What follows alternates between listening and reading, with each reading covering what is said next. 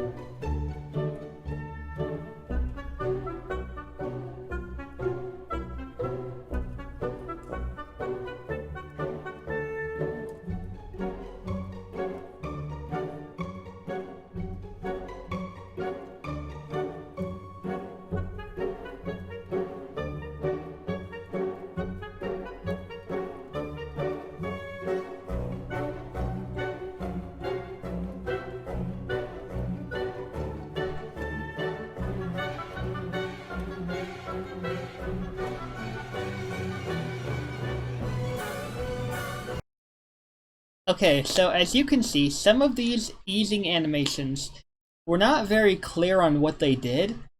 Now, the reason I didn't think about this or modifying this any sooner is because what I figured was the in animations show how they look when, yeah, let's go back a bit.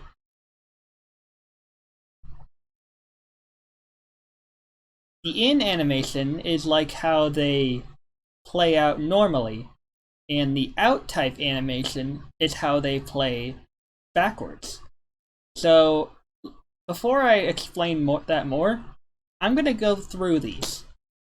The first one is linear. Linear basically means your shape will move in a very straightforward motion with no fancy animations of any kind. This is usually typical if you want to use a helper or something like that. And, you know, it's just It's not really anything fancy, it's very simple, mostly used for helpers or whatever shape you want. So yeah, very basic and very simple. The next linear, or not linear, the next easing animation we have is not basic, instant. My mind's going places. So here we have instant, which literally is kind of like the default introduction to a shape whenever you create one. Because any shape without a easing animation, or sorry, I keep getting sidetracked by small thoughts. Anyways, whenever you make a shape, it basically just appears. This is like what instant does. But considering this is an easing animation, I honestly don't know why we have instant as an easing animation, considering that an object starts and ends with it popping in and out of existence, which is exactly what instant does.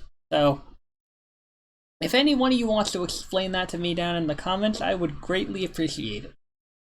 The next one we have is InSign. Now, InSign is basically like... I actually have a description for each of these easing animations. So let me just find that, because that's gonna guide me a lot better than trying to do this myself. Alright, so InSign. The object the object starts moving smoothly and instantly stops at its position.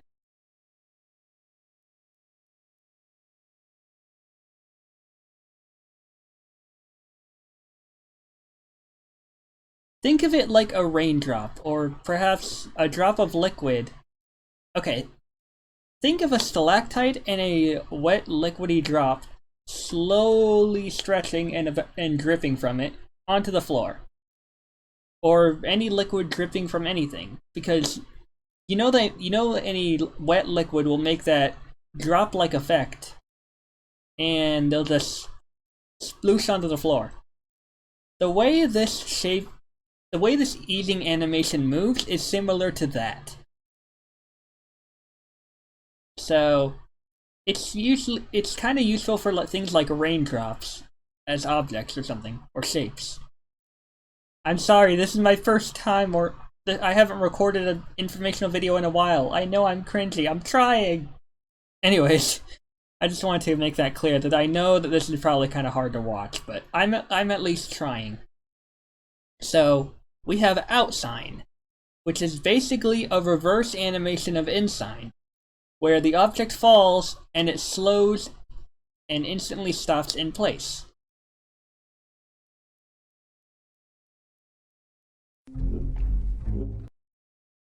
That's creepy. This is I'm gonna be honest, I can't say what every easing animation is really useful for, because I've only experimented with some of these. So, it's up to you what you want to use any of these easing animations for. But yes, it slowly smooths itself into place instead of just dropping into it instantly. And then we have in-out sign. I don't recall if I explained what an in-out is, but it's basically the starting and ending animation of both previous animations put into one. So in this case, InSign makes the object smoothly drop down instantly, and OutSign makes you smoothly slow to a stop. In-OutSign combines both of these. You know what? I'm gonna add a zoom, because that's probably what it was missing when I recorded this.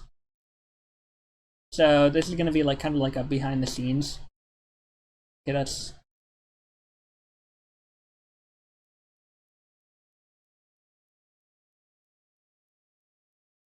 So notice how, in this case, the shape it starts smoothly moving, shoots across, and then slows down. That is in-out sign. Next we have inelastic.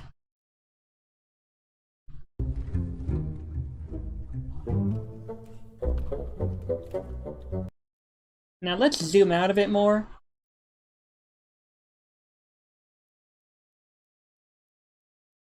Now basically what happens is, basically what happens is inelastic stretches back and forth and slingshots itself across to its set position. Now this is one of the animations you guys did not see in its full complete action, and I apologize for that.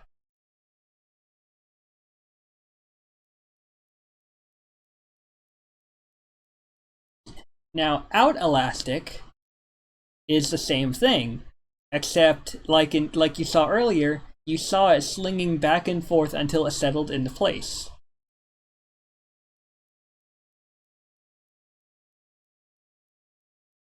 As you probably have figured out, in-out and in-out are basically all the same type of animation with different movements, so you can kind of predict how they're going to move. In-out elastic, it basically slingshots itself into movement, and then shoots across, and then slingshots itself into its position. And that is in-out elastic. In-back kind of makes the shape rear back from its position. Think of it kind of like, think of it like the shape being that rubber band that you stretch on a slingshot. The shape is being pulled back, and then the shape becomes the object that's in the slingshot as it's shot across the screen.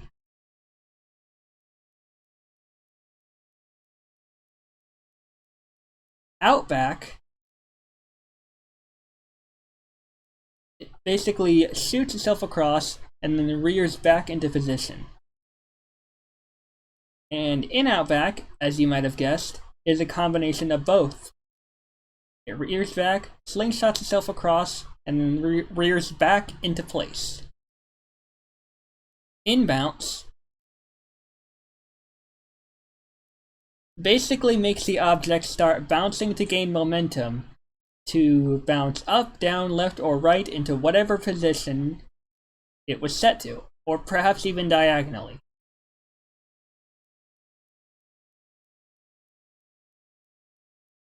Outbounce is like when you drop a ball and the ball slowly bounces until it hits the ground enough times to stop bouncing. In-out bounce is a combination of the two, of course.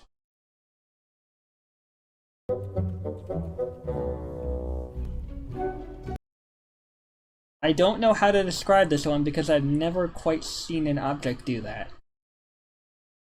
Or like a real life object. And then we have in-quad.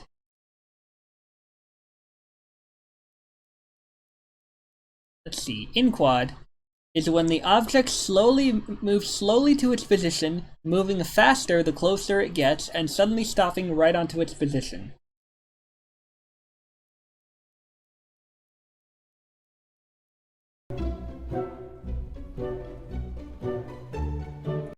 Now, I slowed each of these easing animations down so you could kind of see how they acted.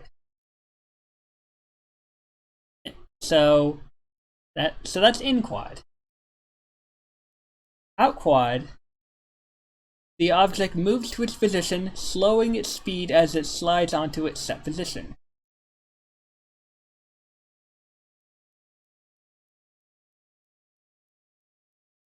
Think of it as like...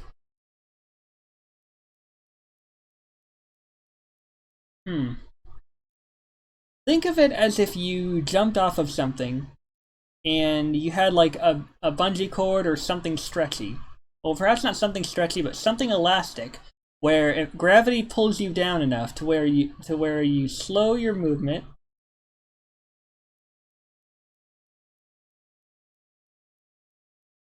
and you gently touch the ground or whatever. In-out quad is a combination of the two other animations. It moves slowly to its position, normalizing its speed in between, then slowing down as it slowly slides into its set position. Then we have Incirc. Similar to quad, but it quickly moves into its set position, building up speed, then stopping immediately at its position. Kind of like something building up speed and smacking into a wall, just stopping instantly. Outcirc is when the object shoots toward its set position, suddenly losing speed and stopping at its position. A lot of these easing animations are quite similar, which makes it easy to confuse one easing animation with another.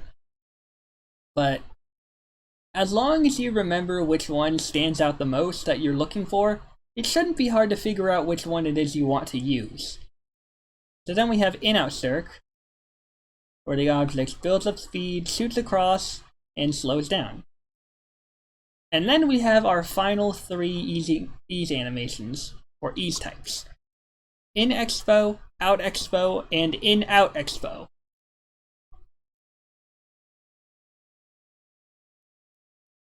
In-Expo is very similar to Circ, but it builds up speed much slower and suddenly shoots out to its set position. Out-Expo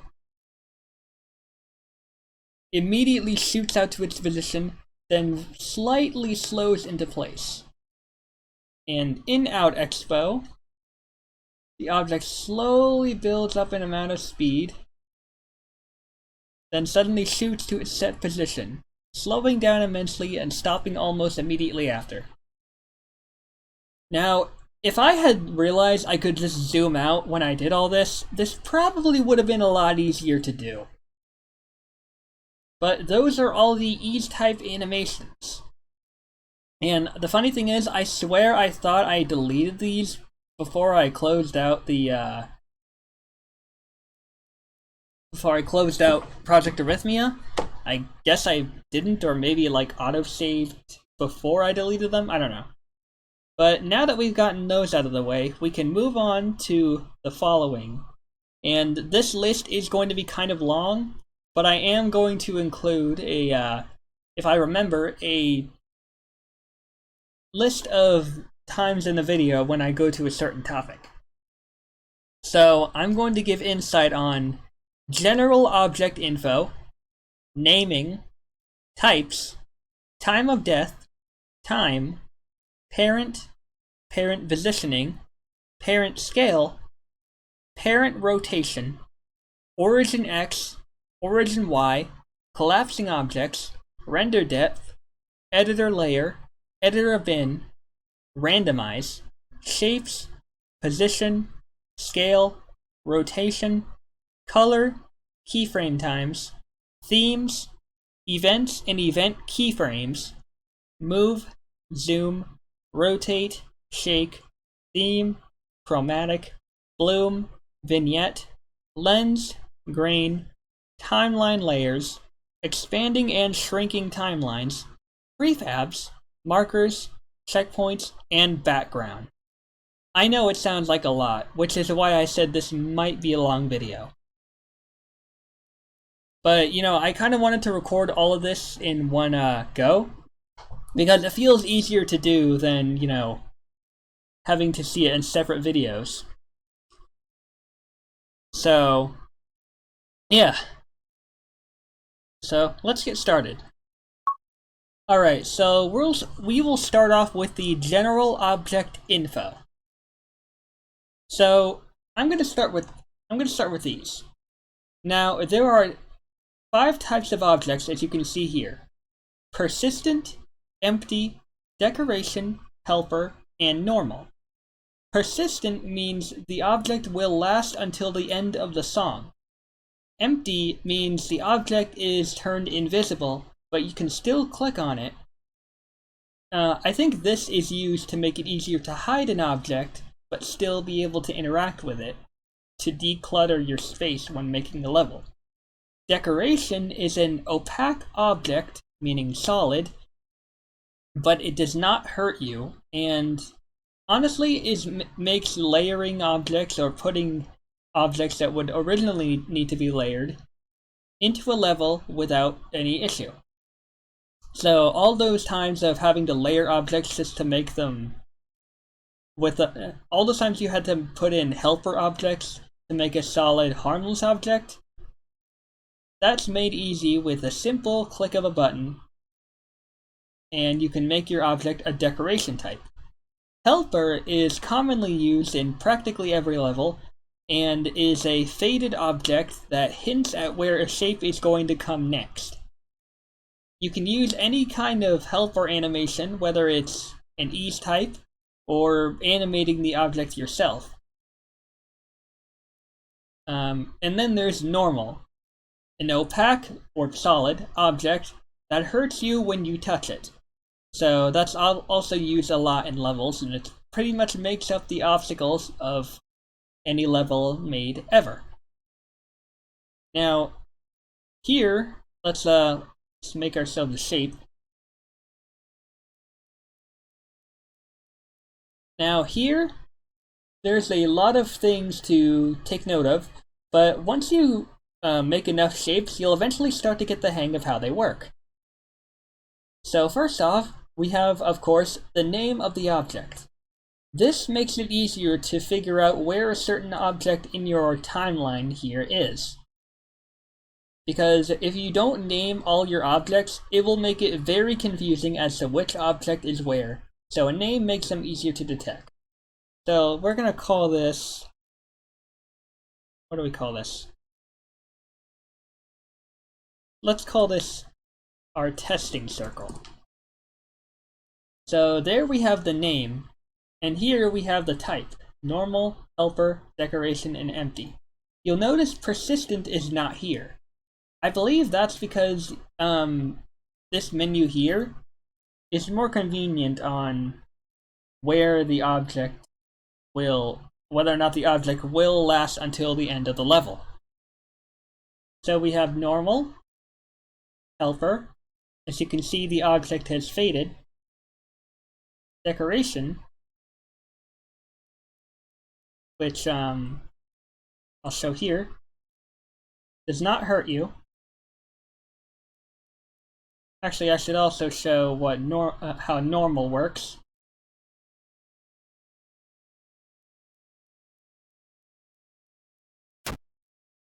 As you can see, I got hurt there because it is a normal object. And then we have empty, which basically hides the object, but you can still... I wonder. Okay, sorry, I took a moment to think. Does the object still hurt if it's empty? It doesn't. I guess... Oh, of course. When it's empty, it's not only invisible, but the game basically thinks it's not there, but you can still interact with it. Basically like something you can and cannot see at the same time. So that is the name, that is the type. And then next up we have the time of death. Now, all these different options basically decide when the shape is going to stop existing. This first option is last keyframe.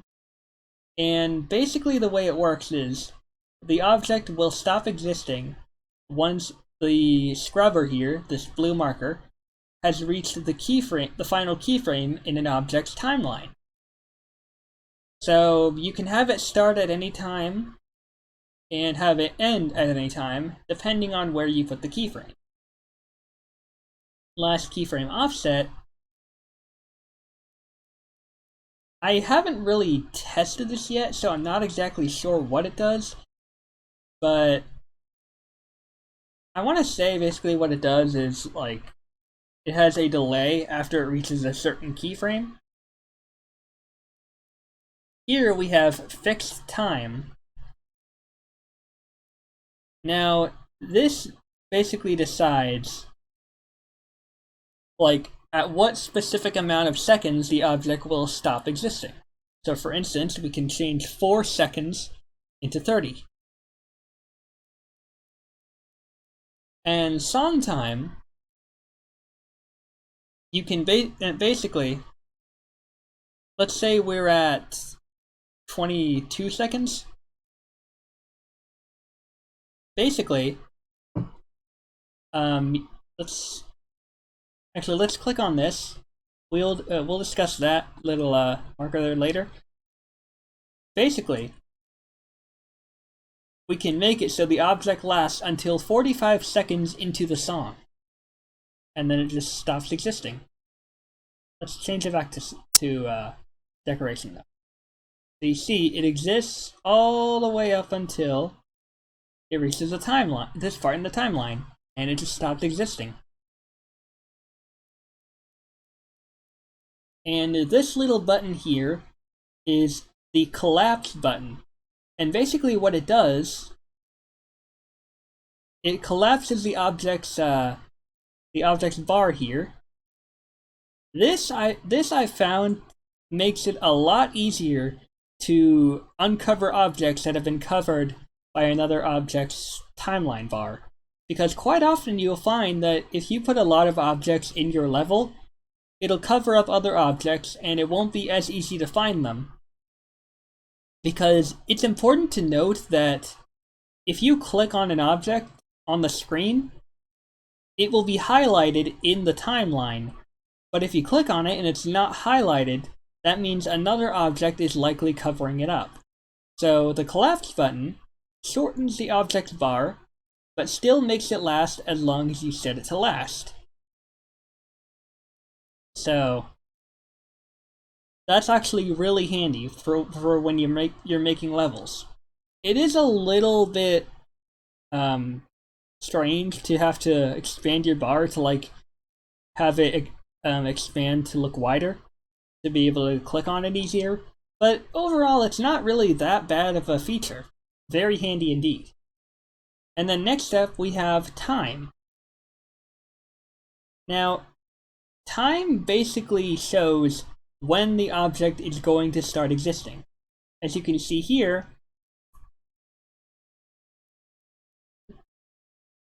did I just put A's, D's, and W's in there? Okay, I don't know how I did that. Anyways, oh, that's funny. So basically, as you can see here, 1 minute 50 milliseconds, I want to say. As you can see here, not 1 minute, I'm sorry, 1 second.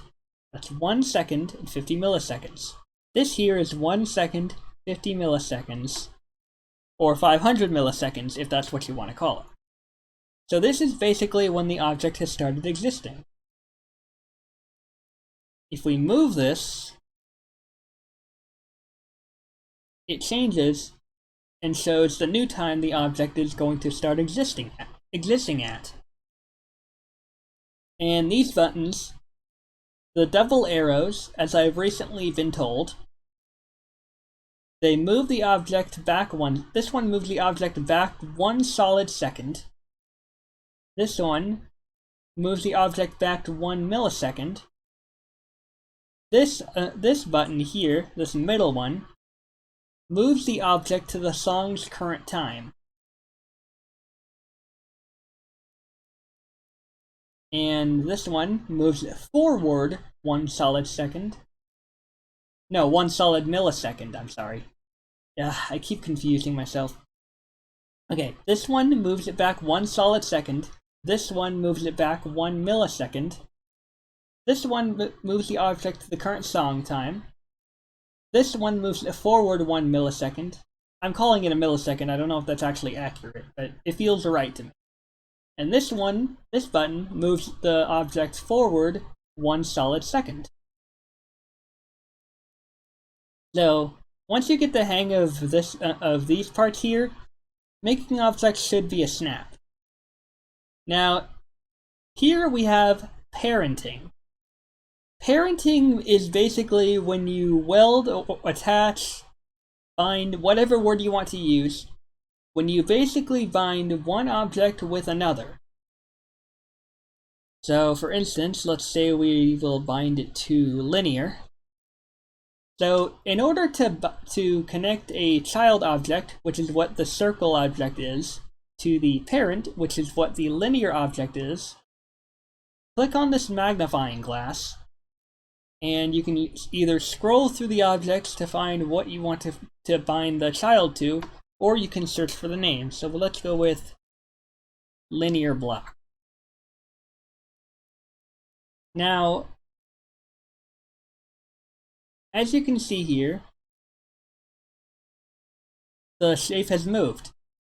And the reason why is because when you parent one object to another, the child's current position becomes the parent's current position, 0, 0, or something along those lines. Something very important that I really hope I didn't just screw up. Now let's change the object's color. And we'll leave our circle as a purple color. So let's go ahead and zoom out and try to see where our purple friend has gone to.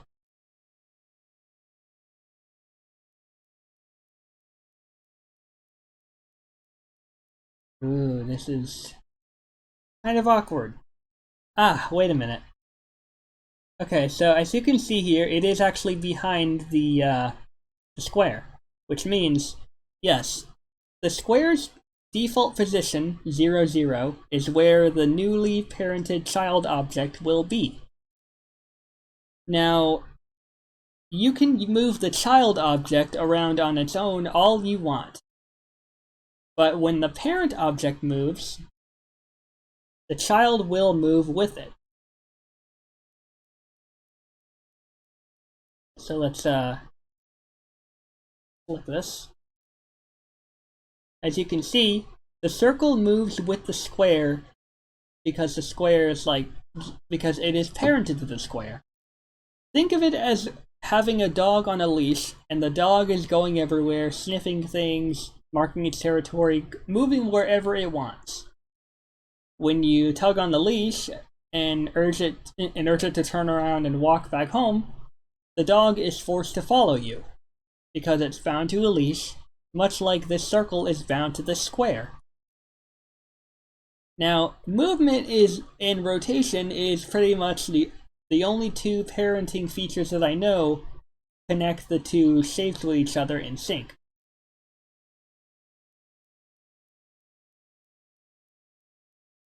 So let's say the circle is moved up or moved this way quite a bit. When we rotate the square, let me zoom back in actually.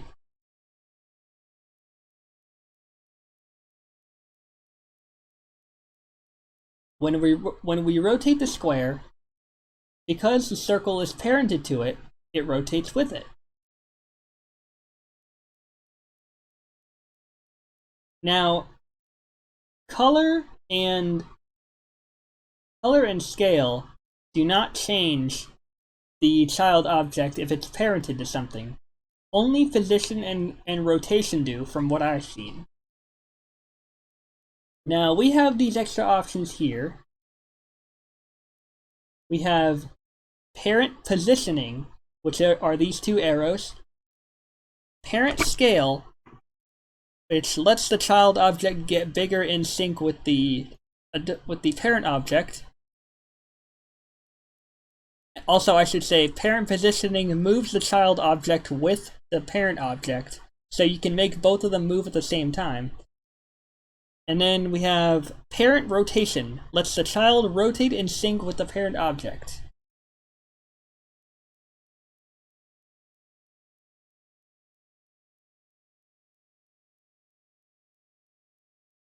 From what oh.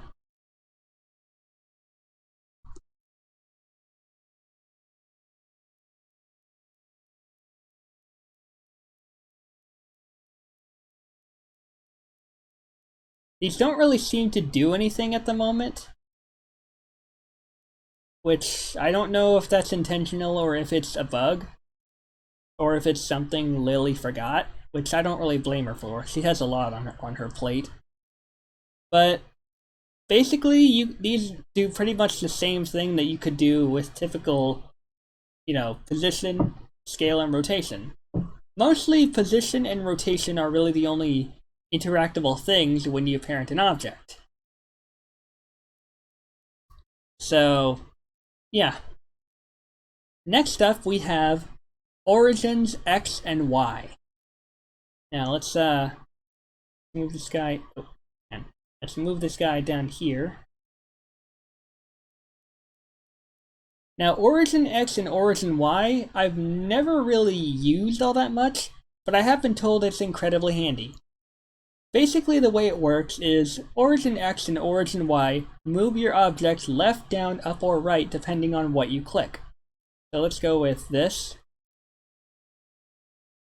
It moves the object a little bit to the left here. And a little trick that I found is, in order to tell which way your object is going to move, is the way that these little lines are pointing. Because this plus sign is the middle. Origin X is the left side, it's the left line of the plus sign. Okay, so the left side of origin X is the left side of the plus sign. The right side of origin X is the right side of the plus sign. Origin Y is the bottom of the plus sign, and that's the left side, and the right side of origin Y is the top. I'm sure you've already figured that out before I finished explaining it, but I'd still explain it just in case. Now, I don't really use these all these often, as it's much easier to just position them manually, but I'm sure there's a use for this option somewhere. And then we have shapes. There are a lot of shapes in Project Arrhythmia at the moment, and I'm going to show you each and every one of them. Now, the shapes we have, the default shapes are square, circle, triangle, arrows, text, and hexagons. For the squares, we have the solid square. Let me zoom in more, actually.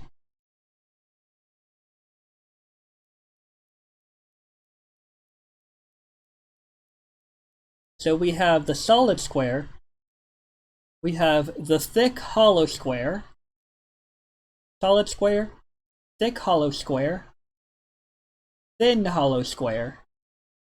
For the circles, there's a lot of these, so bear with me.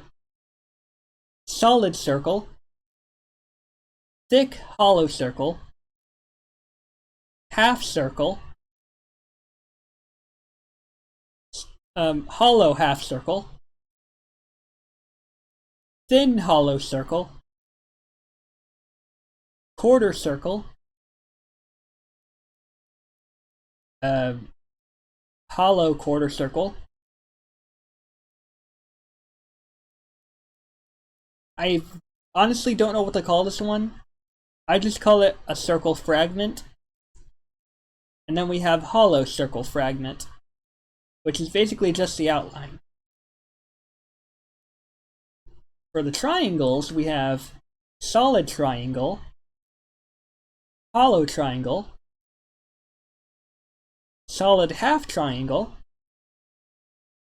and hollow half triangle.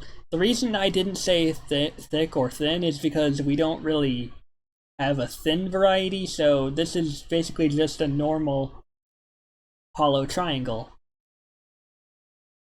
And then we have arrows. We have arrows, and then we have the arrow tip. And then we have text. Now, from what I've noticed, you cannot actually click on text, so it's very, very important that you manage to keep a text object within sight and within range, because you really don't want it covered up by anything, because then you have to look for it manually since you can't really click on it yourself. As you can see here,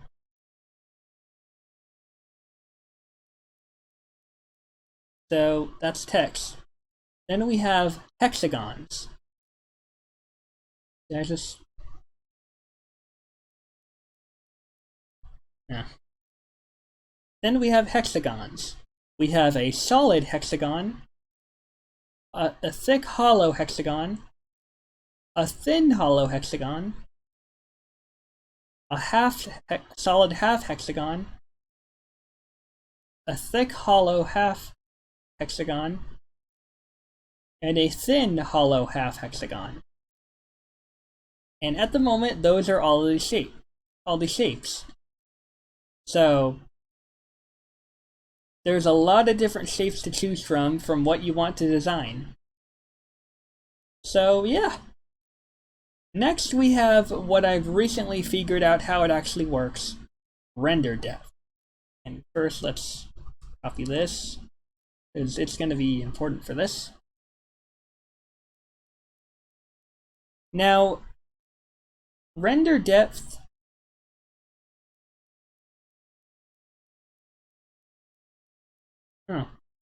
Render depth is kind of confusing,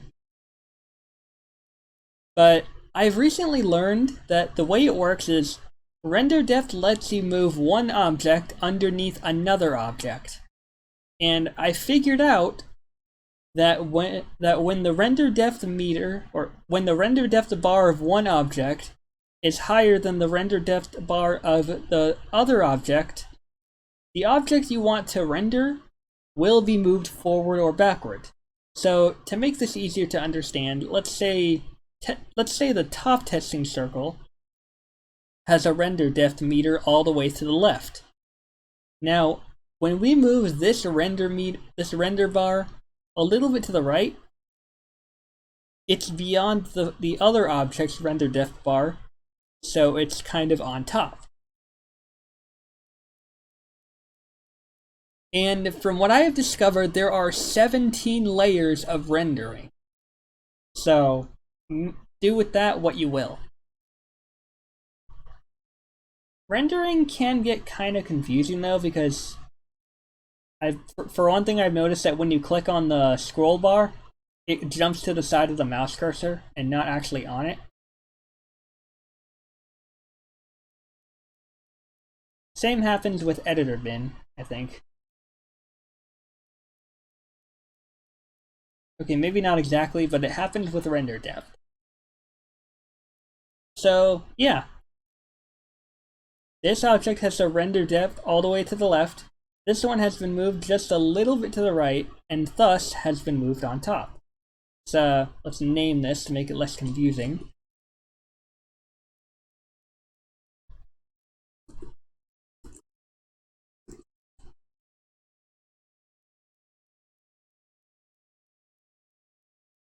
So yes, now black is on top. So, render depth can sometimes be confusing, because if you have a lot of objects, you'll want to keep an eye on the render depth of each one, so you don't really get confused as to what object goes on top and what goes on bottom. Next we have the editor layer, and I'm actually kind of proud of this one, because I recently suggested to Lily that maybe she could change the editor layer to match the colors of the editor layer options here, so that you can easily tell what layer an object is on. I mean, she said, I mean, I know it might not look very fancy, but it's at least easy to understand. So, for instance, let's go with testing circle black. When we click on 2, this object has been moved to layer 2, as indicated here, because the square object has turned into a circle underneath the editor layer, implying where it is.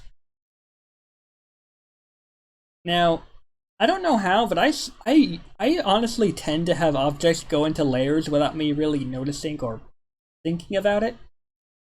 But, you know, it's really no big deal as long as I can manage my levels properly.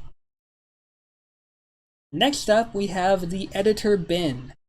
Now, this is basically how you would move objects up and down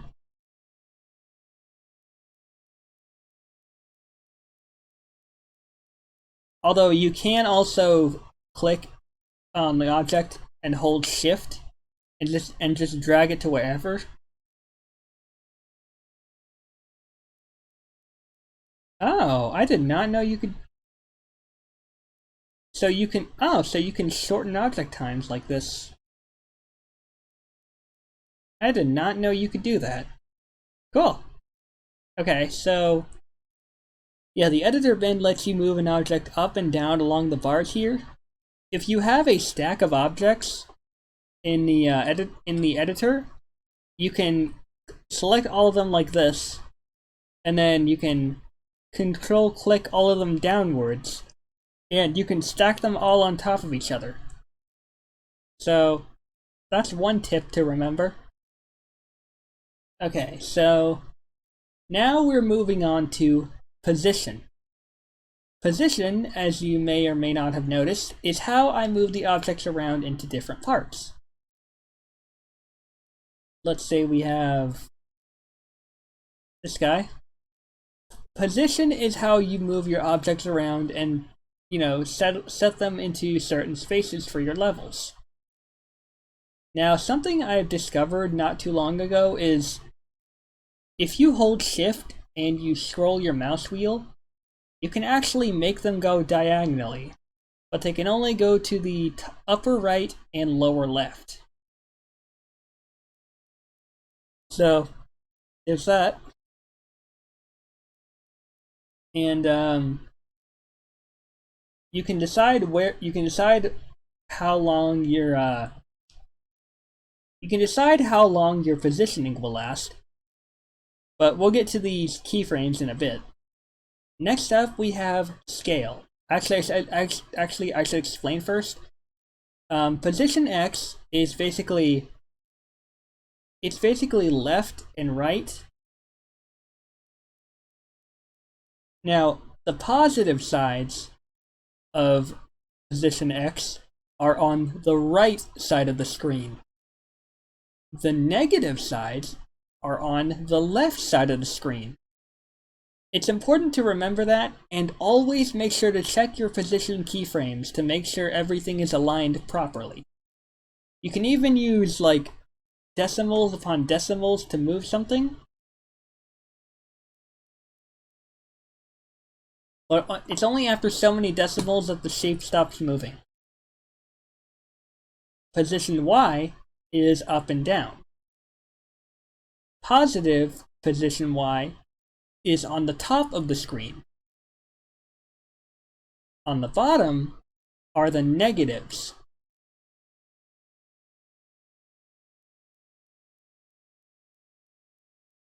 So, yeah. Next up, we have scale. Now, scale is how big or small an object is, or how big or small an object gets. Scale X is, of course, the width of an object. Scale Y is the height of the object.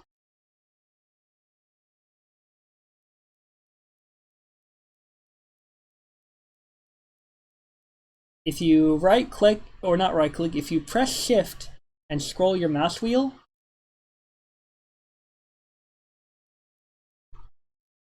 it will change both of them at the same time, making it easier to make shapes grow or shrink. Next up, we have rotation. Now, rotation, of course, basically controls how your object rotates in a circle, which ironically is a square in this case.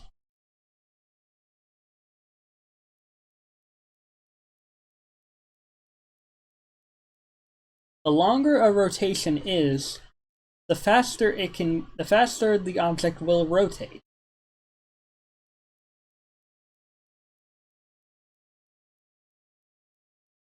Now, you'll notice that the reason it's not really rotating is because you need more than one keyframe to make it rotate. Because keyframes I will say keyframes are essentially a connection between how an object moves, scales, or rotates, or even changes color. But as I said, we will get to that in just a bit. Next up, we have color. Now, color can sometimes be a bit of a confusing thing to manage, and you're probably thinking, oh Loyal, it's just 9 different color slots, what could possibly be so confusing about this? Well, if you're wanting to make certain levels, you can only use 9 colors at a time. So you'll have to kind of think wisely about how you're going to make something. But when you click on this, you can change the color of the object.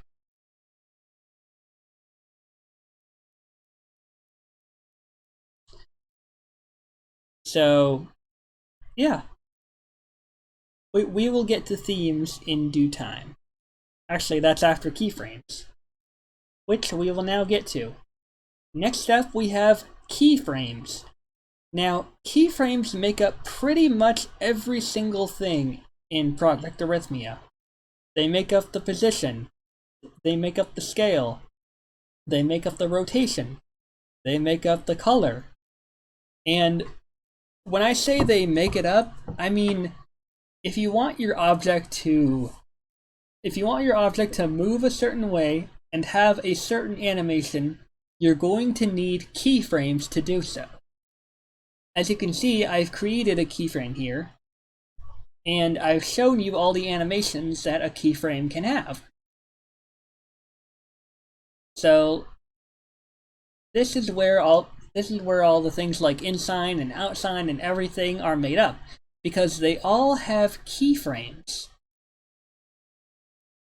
Now, quite a few things to note about keyframes. Always check to make sure that your keyframes are positioned just the way you want them to. Because if you don't have a properly set keyframe, you may notice that one of your objects may be moving in a weird way. That might mean you forgot to configure one of the keyframes to move how you want it to. Now, you saw that, or you likely saw that keyframes in the position menu have moved all these squares into the middle of the screen to show what the easing type animations are.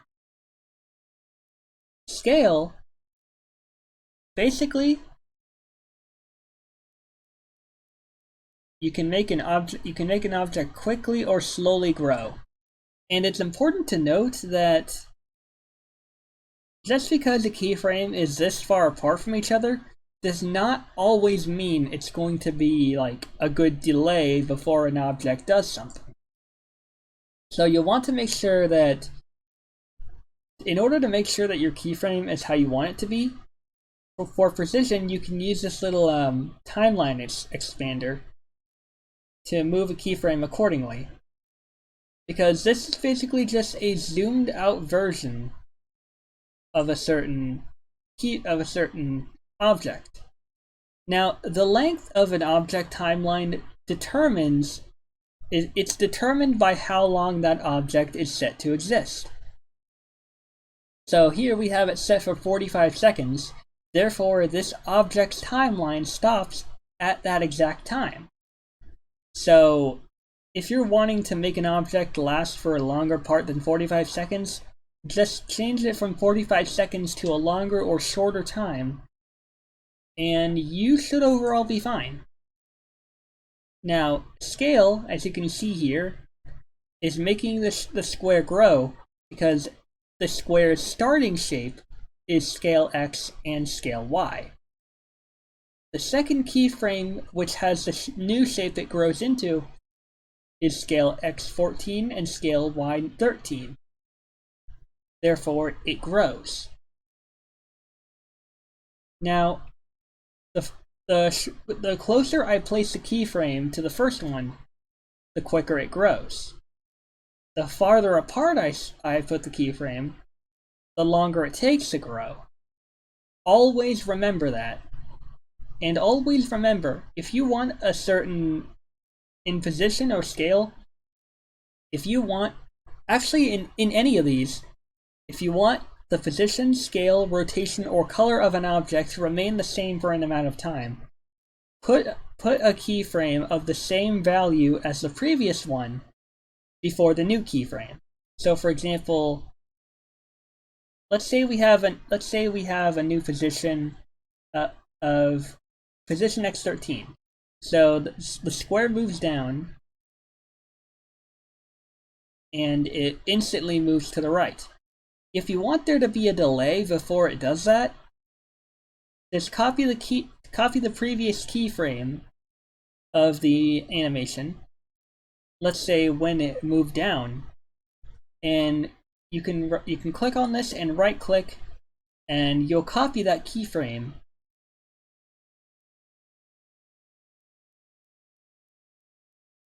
And the troubling thing is, there is a kind of a glitch where if you set a keyframe, the object acts as if you did not set that keyframe until you click away from that object. We'll click on that sign and click back.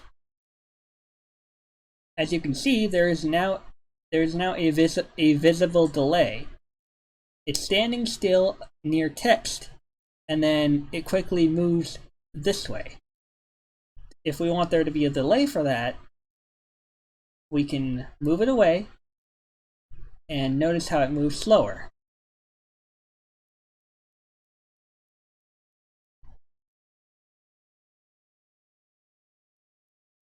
Now, I've noticed that for rotation, if you want it to have a smooth start, you're going to want to put InSign on it.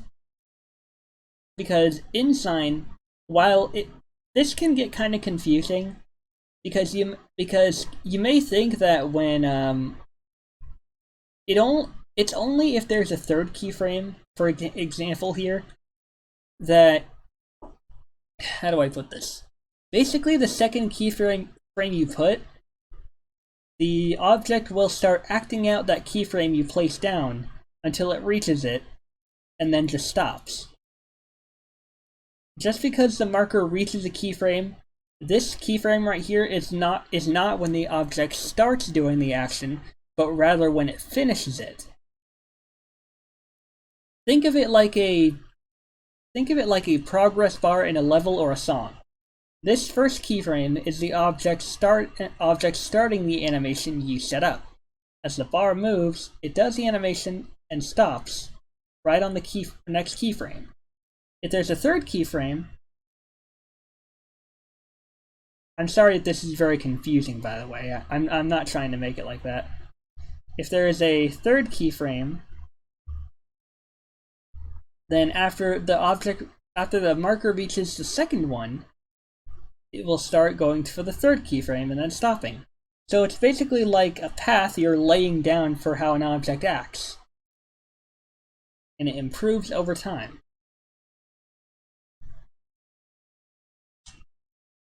So, yeah, we have a delay here. But yeah, I've noticed that the best way to manage in objects, the best way I've noticed to manage an object's rotation is if you want there to be like a buzzsaw or something, you put an InSign as the object slowly starts to spin and just has a constant spinning speed. InOutSign will make that buzzsaw slowly start to rotate and slowly stop rotating.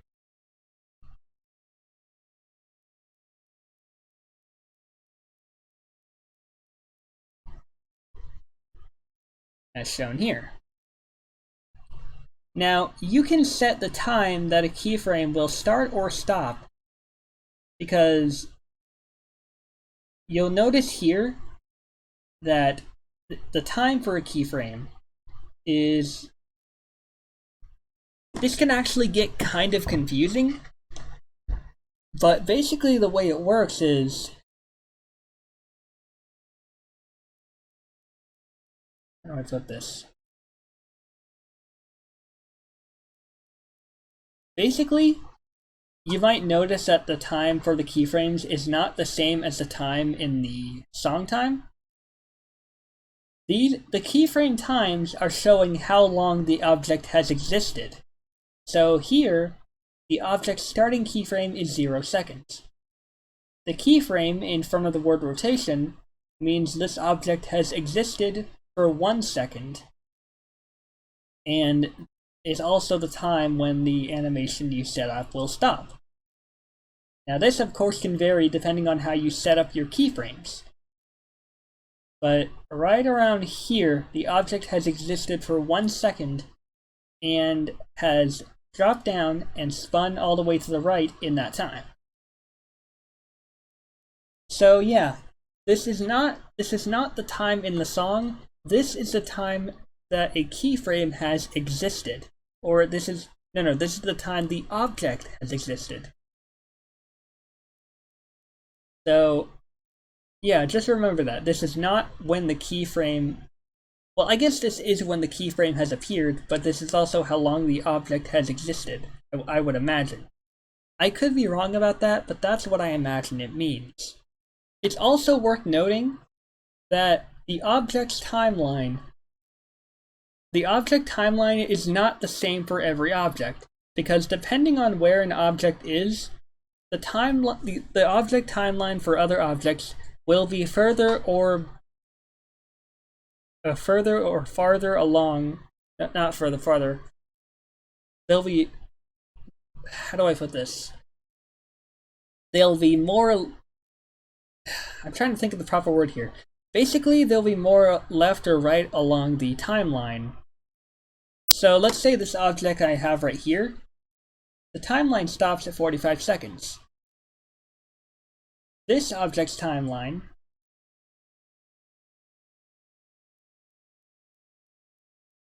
well, I guess it also stops at 45 seconds, but that's because we've set it to that. If we set it to 50, then the object's timeline has expanded because the amount of time the object exists has expanded, giving us more time to do more keyframes. That actually looks kind of cool. I love how during this entire showcase, I've somehow accidentally made some pretty cool things, like not even on purpose. But yeah, the amount of time an object exists can be expanded and give you more time to do more keyframes. Now, I know this will all sound very, very confusing at first, but just give it enough practice and take it easy and take your time, and eventually you will get the hang of it.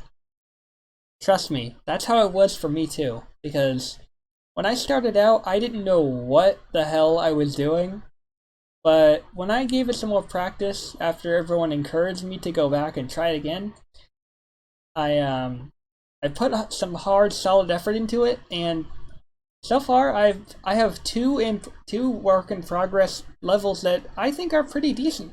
They're not perfect, but they're pretty decent. So yeah, keyframes are a must for absolutely everything to do with an object when it comes to position, scale, rotation, and color. You cannot do an easing animation without keyframes. You cannot change the color a second time, or you cannot change it from a default color to a new color without keyframes. You cannot automatically make it rotate without keyframes. I think you get my point. So yeah, keyframes are a big, big thing to consider and a big thing to talk about because they're all very important and are practically the atoms that make up levels in Project Arrhythmia. So let's see, is there anything else about keyframes I forgot? Probably, but I can't really think of anything at the moment. It's also worth noting that you cannot make an object morph into another. You cannot make an object shape morph into another shape. Although that, oh my god, that would be cool.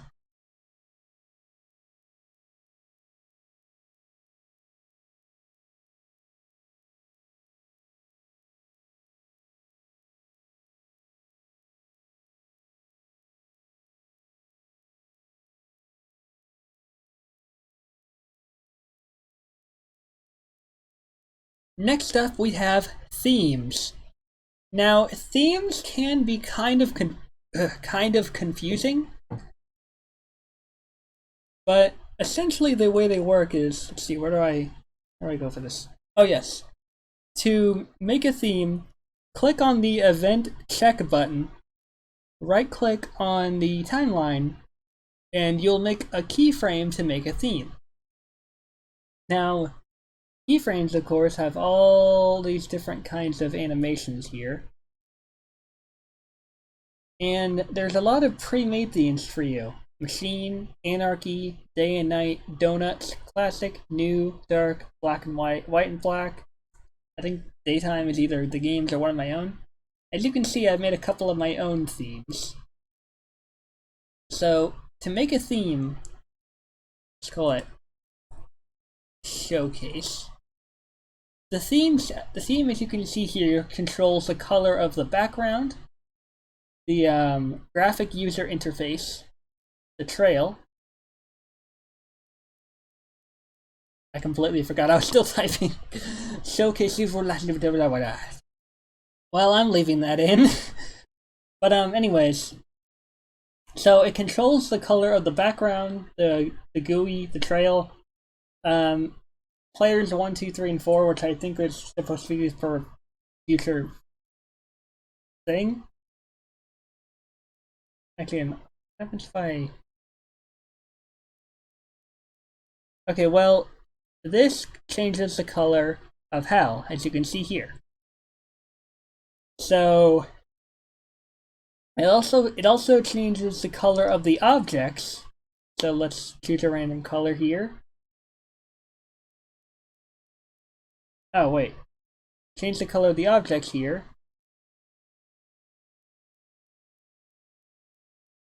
Saw. Why is it not? Oh wait. Can I just?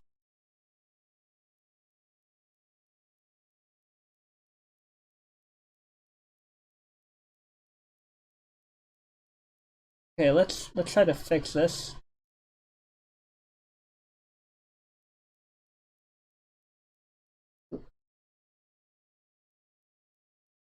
Oh, I'm stupid. Okay, I was. Okay, I'm dumb. But yeah, as you can see here, it changes the colors of certain objects. Now, the color of the object, you can change the color of the object depending on what color slot is currently being used. So, I think color slot 4 is being used. So, yeah. Now, it's always very important to remember to click update, because the color theme will not automatically update or save if you just click out of it. I've made that mistake many times.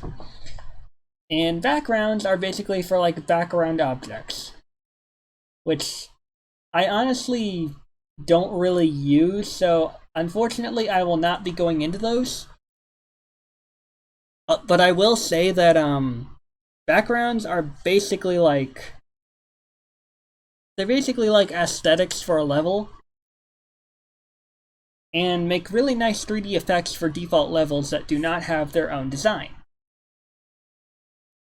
So yeah, and whenever you have more than one theme, so let's put in dark.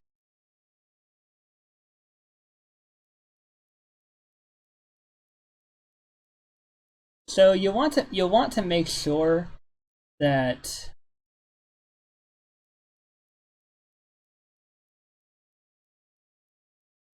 if you want a theme to change, just remember to make sure that you click update. Wait, hang on. There's something I'm doing wrong here.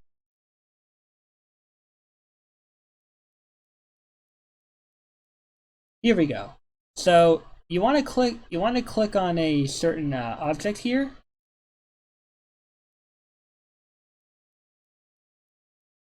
And if you click, I keep losing my train of thought. You want to click on a theme, and when you do, if it's in another keyframe, it will fade between the first theme you chose and the second one.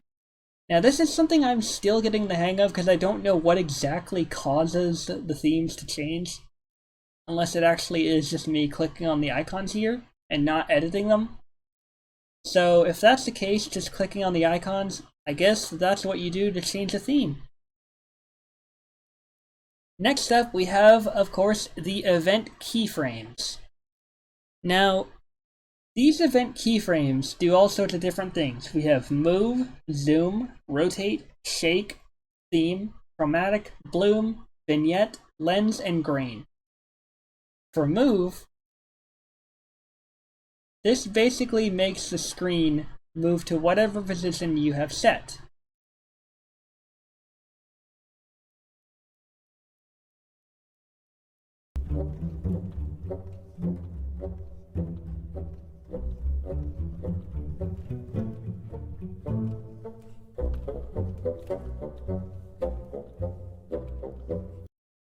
As shown here. Now, the farther away an event keyframe is, the longer the action takes. So let's move it closer.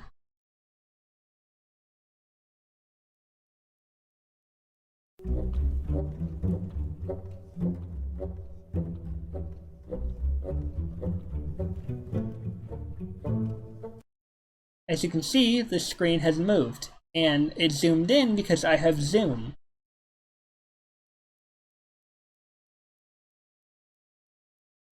And then we have shake.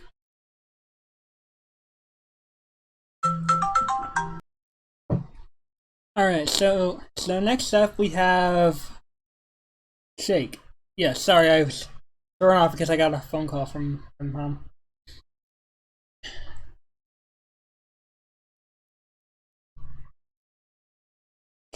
Oh wait, I'm stupid. This is rotate. This must be the worst tutorial ever. So rotate basically makes the screen, of course, turn a certain way. Let's zoom out.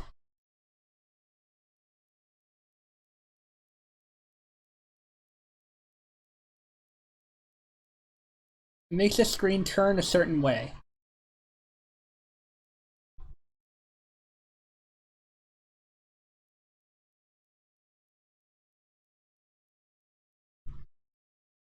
And we also have, which one's this?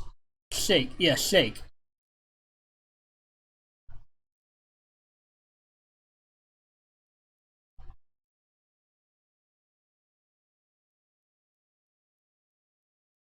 Four is a bit much. Let's tone it down to 2.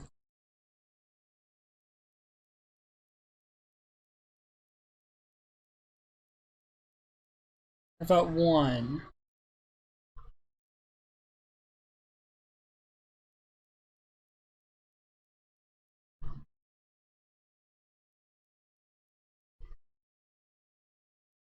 Wow, it actually lasts the entire time. And then we have chromatic. Some of these I've never actually used before.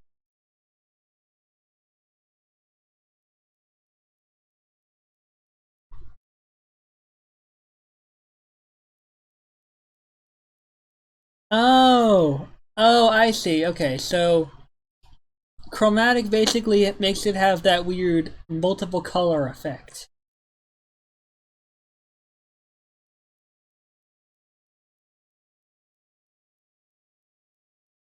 I see, yeah, it's like,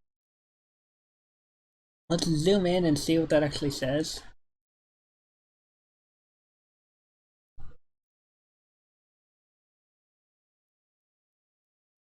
Yeah, we have green, blue, and I think red, but it's mixed in so it looks purplish.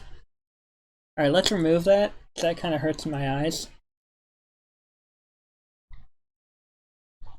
We have bloom.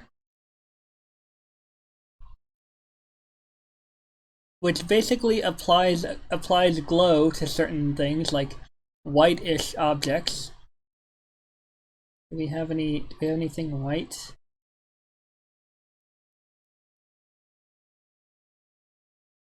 Wait, can I really just make several?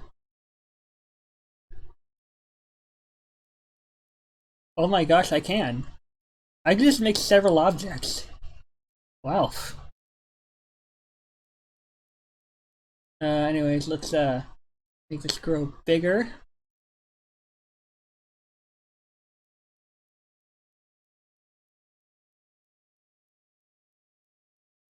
Alright, let's get rid of rotate. And shake.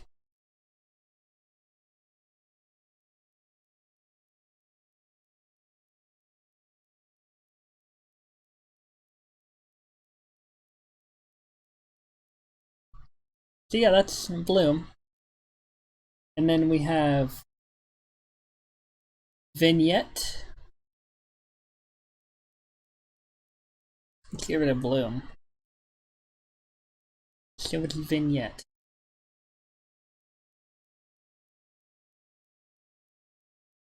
What the what? Wait. Get rid of zoom.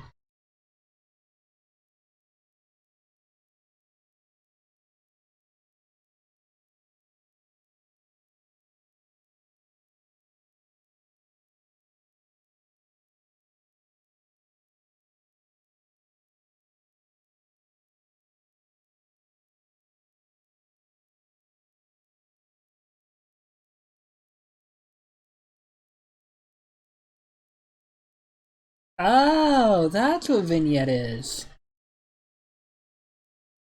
Cool, okay. Well, then we have lens.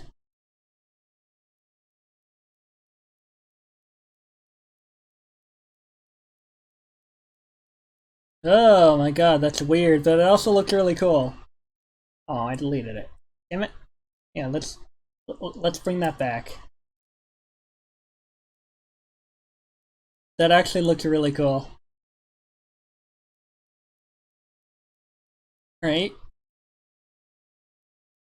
Alright, so now we can remove that. What else we got? And then finally we have grain. I think I know what this does. Yeah. Okay, seizure warning for those who have epilepsy. Flashing lights may give you an episode or epileptic seizure. So maybe pause the video and skip it until you see that the grain has been removed.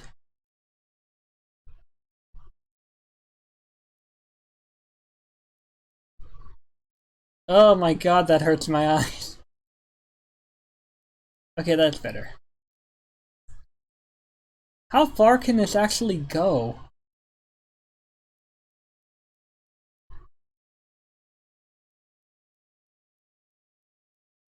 Jesus Lord, let's go back to 1.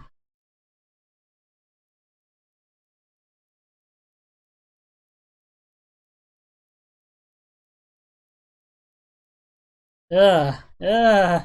Ah! Okay. So, that is all the event keyframes. So, yeah.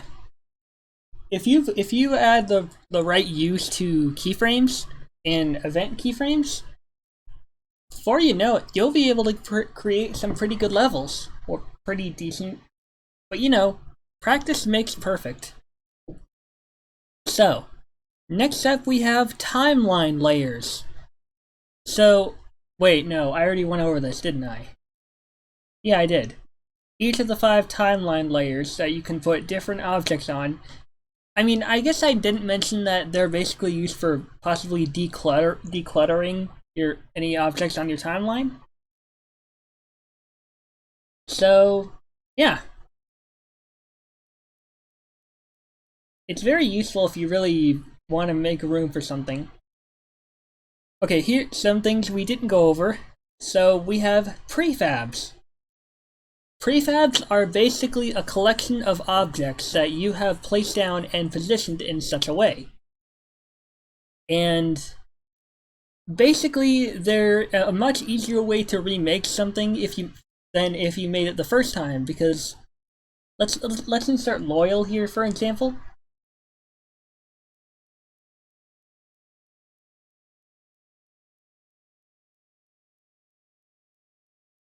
Man.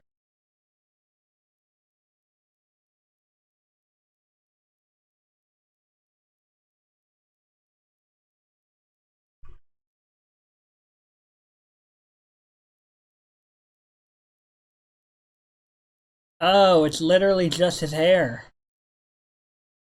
Well, that's awkward. God damn it. Of course it would be just his hair. But this is, of course, a prefab. And this is, like, it's supposedly a pre-set up look of how something looks. Now, this is more proper with the actual level that Loyal is in, but you can expand the prefab and customize everything within it. That's my alarm, don't mind that. You can customize things within a prefab and save it. Just be sure that everything is like... I think you have to have things parented to each other in order for things to actually be saved. I don't know. No, I think it's the objects you selected that will be saved into a prefab. So like all of these right here, I selected all of these and saved them into a prefab.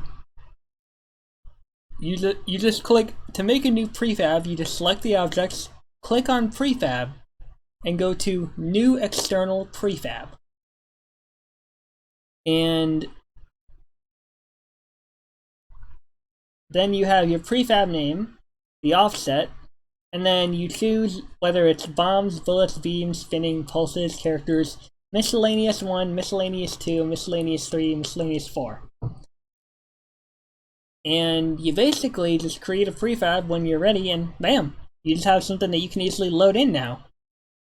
So, that's definitely something. I also almost forgot to mention, if you click Shift, and if you press Shift and you left click on objects, you can select multiple of them at the same time.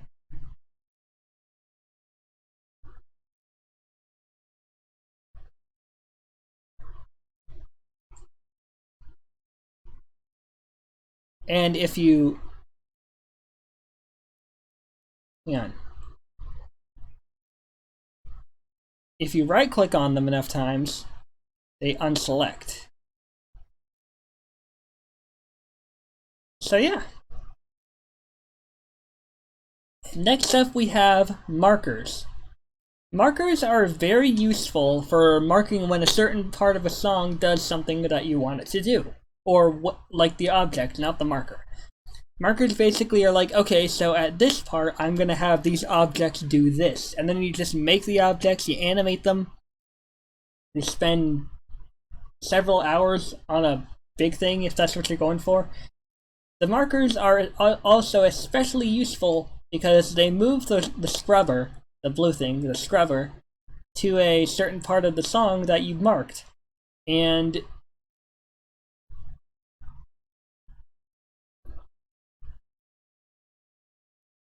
oh my god, I did not realize I could do this.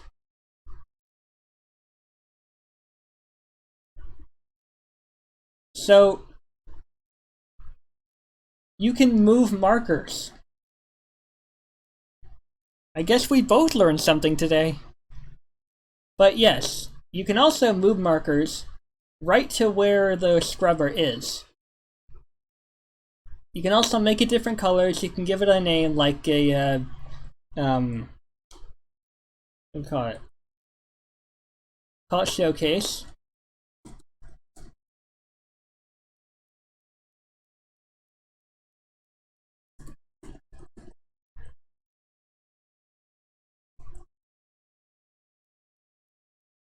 And bam! you extend it, and it still says showcase, even though it says showcase, because I guess it can't really display all of it. So yeah, that's markers.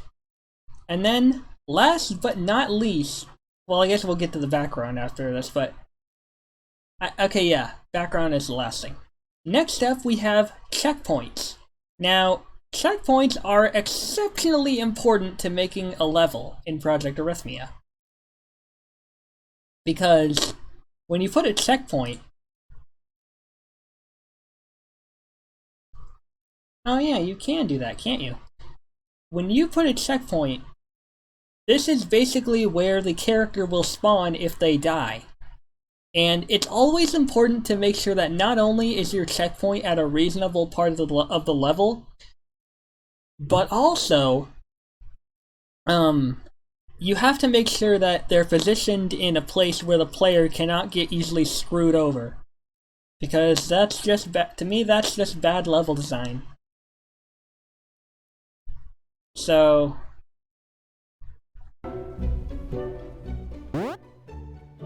that bouncing sound means that you've hit a checkpoint. So, yeah.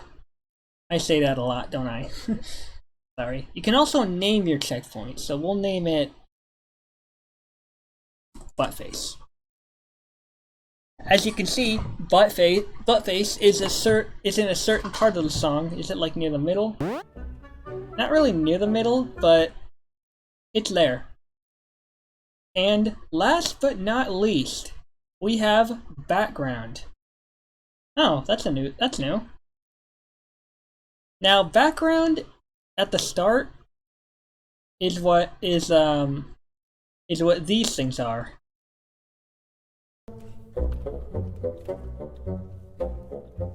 You'll see it kind of pulsating in the back, although it's kind of hard to see.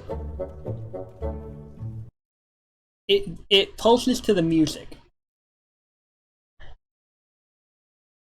Now, personally, I like to get rid of backgrounds because, I like my levels to not be defaulted. And by that I mean I don't like seeing what's usually there by default. So, I usually just turn them off, but you can make a new background, and to customize these, you have to go into Theme and select the colors for your background. Selecting colors for background does not mean it changes like this blue color of the screen. For background, it refers to the background objects. So, like,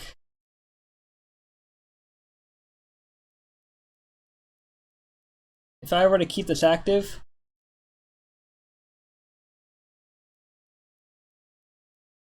I can change the color of it in the background.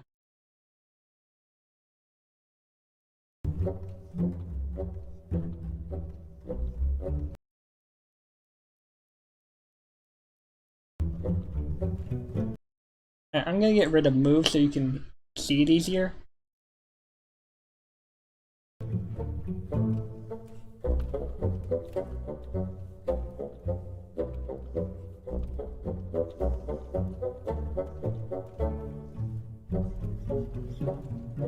You can see it kind of pulsing in the back.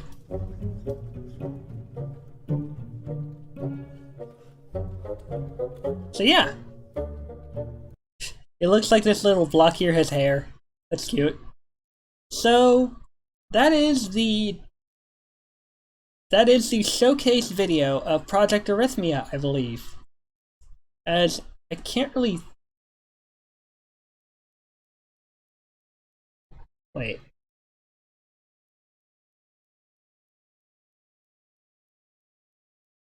Why does Hal look like a friggin' rectangle when I'm moving him?